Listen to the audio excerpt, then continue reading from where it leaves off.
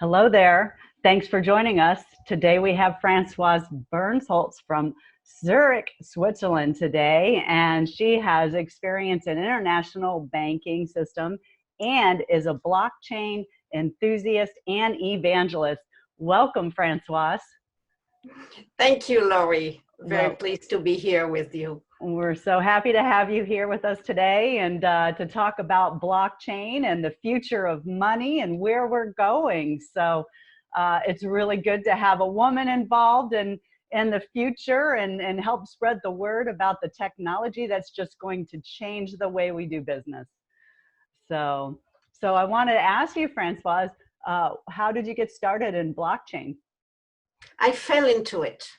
Yeah. It was love at first sight.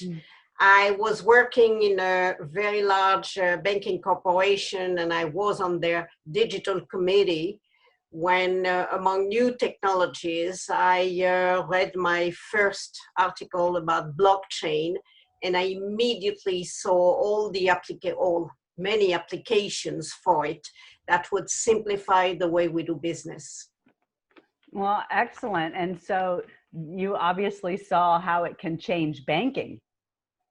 It certainly can change banking. That's why I was not the favorite person on the committee, because all the applications I would try to push would eliminate a lot of things that banks were doing as intermediaries and getting fees for being in the middle. Absolutely. So there's a lot of fees involved in that. And so some of our listeners may be new to blockchain. Maybe you can explain a little bit about blockchain and the intermediary. Well, let's say blockchain, I call it your Excel database on steroids. Instead of having one database controlled by one organization, usually one large bank, all the data in this database are decentralized. They are processed by many computers all over the world.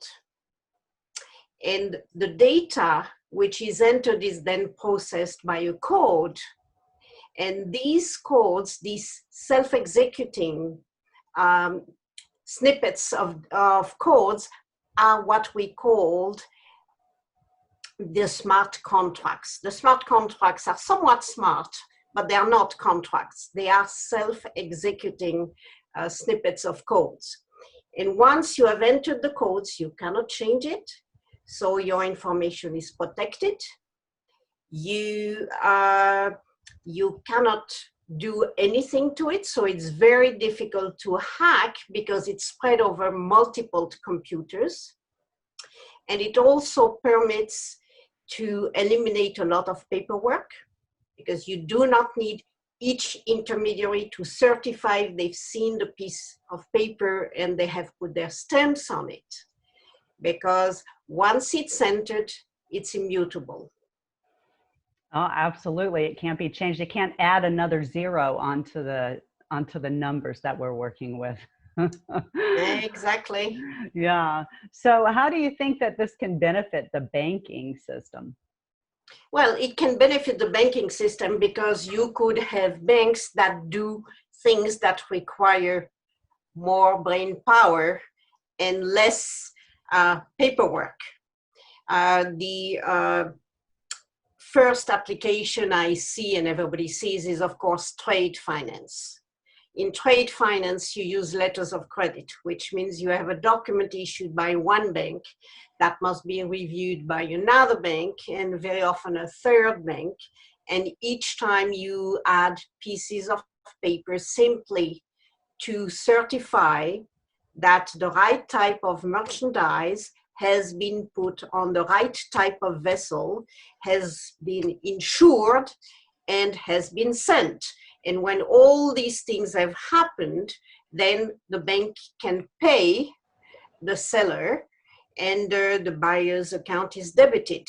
You have so many intermediaries and so many pieces of papers nowadays to do this. If you were using the blockchain, you would just enter the information once and it would be done. Of course, I simplify.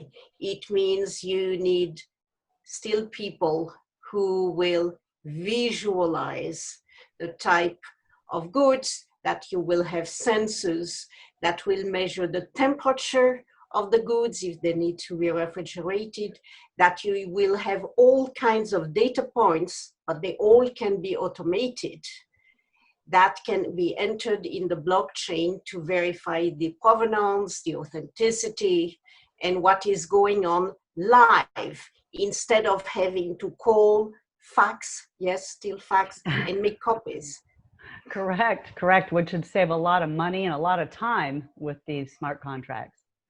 Yeah, so do you see that the banks are taking their time to implement this, or what their biggest block is in implementing blockchain? Well, all the banks have projects, all the large banks now have projects to do that kind of things, and they enter into associations so that the same words will mean the same things for everybody. Because in order for parties to agree on something, to trust each other, they must have something in common. So this is why you see now many projects, but they don't go very far, because nobody wants to be the one who that doesn't have his own. So you have too many projects and not enough universality. So we need governments everywhere, including in South Carolina, to encourage banks and other entities to participate. Absolutely. And so do you think that some of the hesitation might be that it's actually decentralized? Yes and no. What I'm talking about is not really the dream of total, talking about blockchains that are available only to members. These are permissioned blockchain. So you know who is in, you know who is doing what to whom, you know the source of funds. It's decentralized from a technology viewpoint, but it is controlled. Absolutely. So possibly the delay is the cost in actually building the blockchain.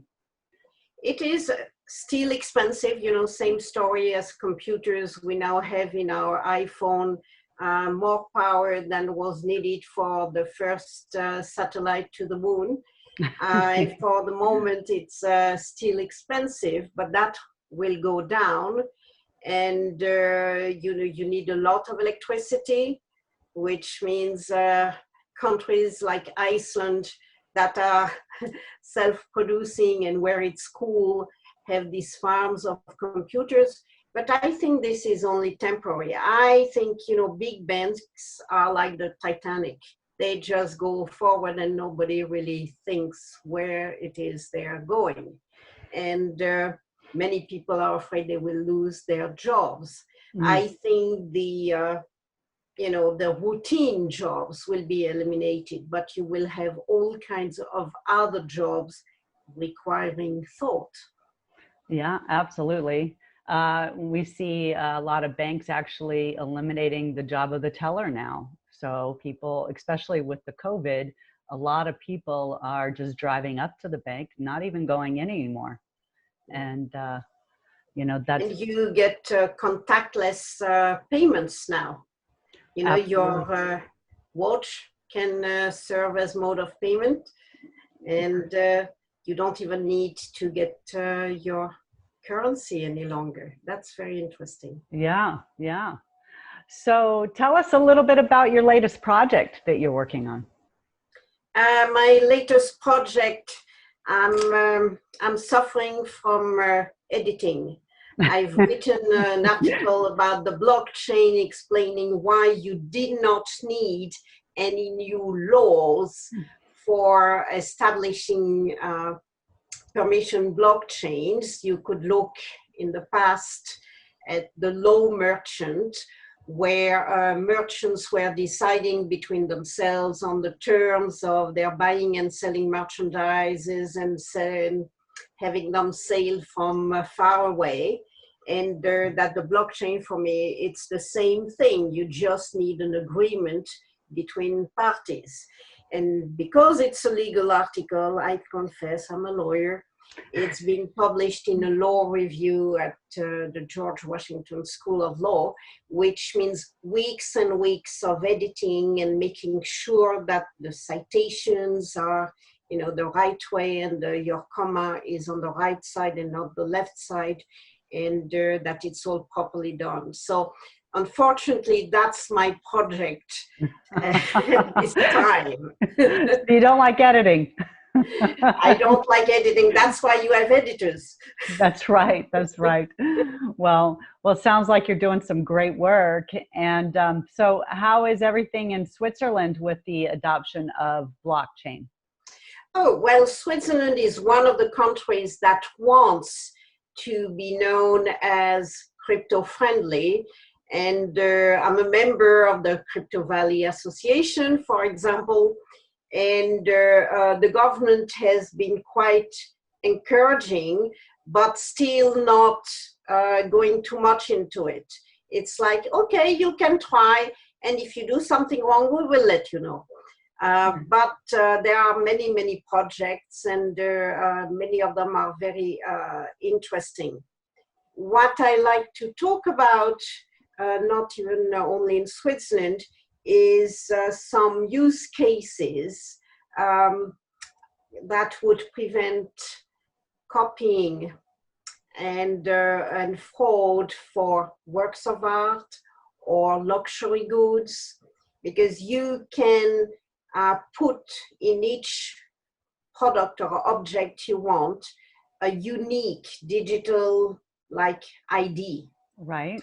And then you enter all this information in the blockchain, and you will know the total history of the object. For example, one of the very famous Swiss watch company will put in the blockchain the origin of the little sapphire on the side of the watch. It will tell you where it was mined, that it was a mine where you didn't have children work. It will tell you exactly all these details. All these details will be in the watch, so that the buyer in the end will receive a key to a special blockchain to check all the information related to his unique watch. Wow, that's detailed. Okay, So that's your detail. it is. So that's the digital ID of the watch or of the asset. Yeah. There are other projects for works of art. Same thing, to have the provenance, to know when they were sold, when they were bought, if they were on the first page of a catalog, and all kinds of other details. And this is immutable. You can add, but you cannot change. That's right. So let's say that somebody buys the watch and they receive the keys. Yep. How does the new record get logged? The new owner. You can add to the record, and of course you can choose as much because it's yours. You can say, I don't want to be named. Just put its client number, whatever, the number of the invoice. Okay. You and only you will know it's you. But the company has the invoice and knows who has bought it. Because as you know now, because of anti-money laundering, you cannot go with cash in jewelry stores and just buy something. They need to know who you are. Right, right. And so would the individual consumer that bought the watch be the one to log on the computer? Almost like registering when you buy your warranty. Yeah. You register your warranty nowadays. Same thing. Wow. Same thing, just a new technology that makes it quicker and safer. And in the end, it will be cheaper. Yeah, absolutely. So we're going to need a lot of developers, aren't we, to actually give a digital ID to every item. Absolutely. Lots of startups. Yes, And, yes. you know, as a business angel, I'm very active in that land. Oh, excellent. So do you have any fun businesses you want to tell us about? On businesses. Or maybe we'll save that. Yeah, well, you have another speaker who will talk to you about logistics.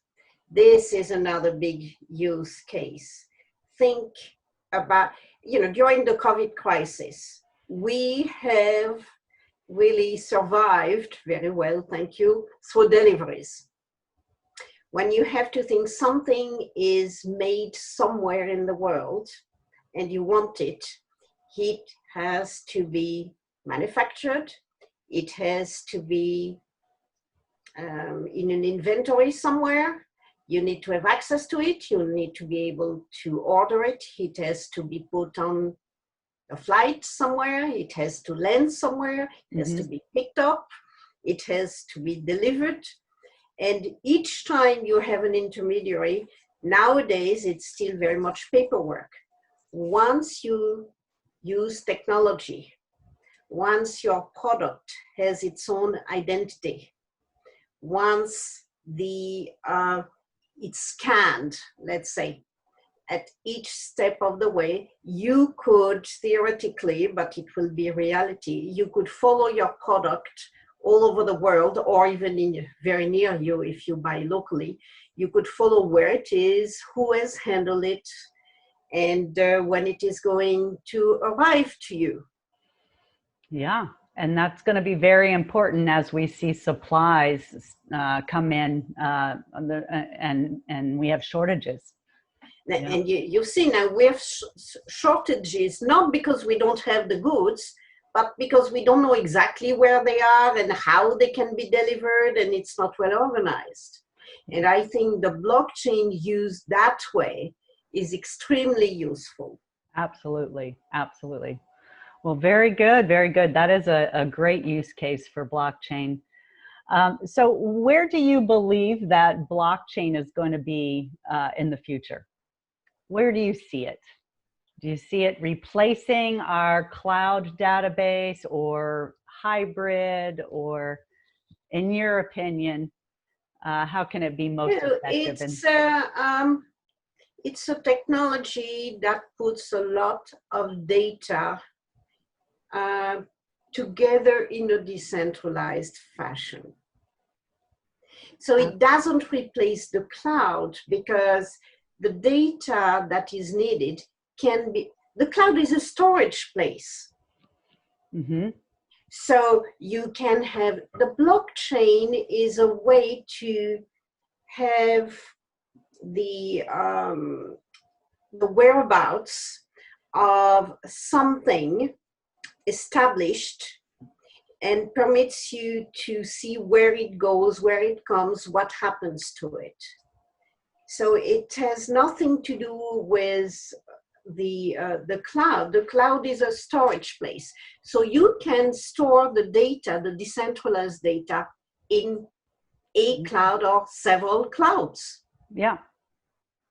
You know, for me, it's when I talk about the blockchain, I say, listen, it's the same way as the email. We used to have pigeons to send messages. Now we have email. That's right. That's right. Okay, so for me, the blockchain is another innovation that permits to communicate data related to objects or products in a much more efficient fashion. Absolutely, absolutely. And it considers the individual in the transaction. Absolutely. Which is good. Well, excellent. So do you have any advice to our listeners who are wanting to find out more or possibly break into blockchain? Yes. You know, most people equate blockchain with Bitcoin. And they say, oh my God, it's so volatile and all these things, and I don't understand. And the blockchain is that and much, much more. it is the underlying architecture that really protects data and makes it simpler. So I would recommend one thing to read, and it's a publication by the World Trade Organization about blockchain being the future of trade finance. Excellent, excellent. Well, we'll definitely put that we'll find a link to that publication to put onto the interview as well. Well, it certainly has been a pleasure to meet with you and talk with you, Francoise. Same here. Well, thank you so much for joining us today. And well, thank you all for tuning in, and we'll be talking to you soon. So thank you. Have a great day. Bye-bye.